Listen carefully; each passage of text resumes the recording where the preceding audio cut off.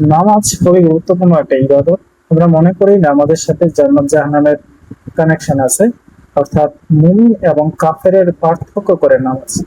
কিন্তু নামাজের এই তথ্যগুলো আল কোরআনে তো ইন ডিটেলস নাই, আমরা বলে থাকি হাদিস কিতাবে আছে।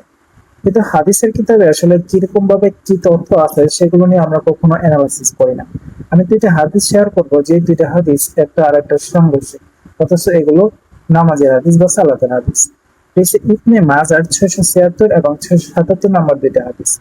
ইবনে মাজার 676 নম্বর হাদিস বলা হয়েছে, তিনি বলেন, আমি নবী সাল্লাল্লাহু আলাইহি ওয়াসাল্লাম প্রচন্ড গরমের অভিযোগ করলে তিনি তা আমার অভিযোগ গ্রহণ করেন।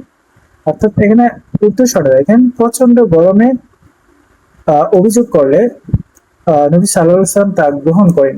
কিন্তু পরবর্তী হাদিসে বলা হয়েছে, রাসূল সাল্লাল্লাহু আলাইহি ওয়াসাল্লাম বলেছেন, যখন প্রচন্ড গরম অনুভব করবে তখন তোমরা জোহরের সালাত ঠান্ডা করে পড়বে, কেননা গরমের তীব্রতা জাহান্নামের উত্তাপ।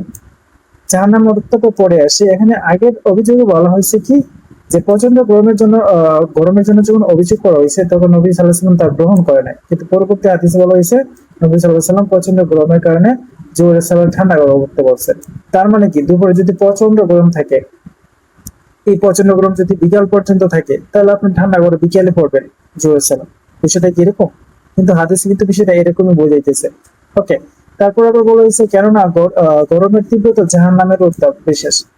জাহান্নামের উত্তাপ বিশেষ। জাহান্নামের উত্তাপ গরমের তীব্রতার সাথে সম্পর্ক কি? জাহান্নামের উত্তাপ তো আর এই গরমের সাথে কোনো কানেকশন নেই। জাহান্নাম তো জাহান্নাম, যে জাহান্নামের শাস্তির সাথে বা কষ্টের সাথে এই গরমের বা এই কষ্টের শাস্তির কোনো তুলনাই হয় না। যাই হোক, আমার প্রসঙ্গ হচ্ছে এটা, যে আগের হাদিসে যেহেতু নবী সাল্লাল্লাহু আলাইহি ওয়াসাল্লাম অভিযোগ গ্রহণ করেনি, পরের হাদিসে সেম জিনিসটাই হবে। কিন্তু পরের হাদিসে বলতেছে নবী সাল্লাল্লাহু আলাইহি ওয়াসাল্লাম যে তোমরা জোরে সালাত ঠান্ডা করে পড়বে।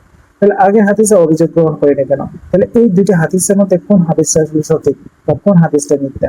যে কোনো একটা হাদিস সঠিক হলে অন্য হাদিসটা মিথ্যা হবে। দুইটা কখনো একসাথে সঠিক হইতে পারে না। দুইটা আবার সেই হাদিস বলা হইতেছে। তাহলে সমস্যাটা কোন জায়গায়? সমস্যাটা হচ্ছে যে হাদিস, আসলে আমরা যেটা মনে করি নবী সাল্লাল্লাহু আলাইহি সাল্লামের কথা, হাদিস মানে নবী সাল্লাল্লাহু আলাইহি ওয়াসাল্লাম যা বলছেন তাই কিতাবে লেখা হয়েছে, এগুলো ভুল ধারণা। নবী সাল্লাল্লাহু আলাইহি ওয়াসাল্লাম যা বলছেন তাই হাদিস কিতাবে লেখা হয় নাই। হাদিস কিতাবগুলো বেশিরভাগই হাদিসই মানুষদের বানানো, মানুষদের নিজস্ব মতামত, মানুষের শোনা কথা বেশিরভাগ ক্ষেত্রে মিথ্যা হয়, শোনা কথা বেশিরভাগ ক্ষেত্রে ভুল হয়।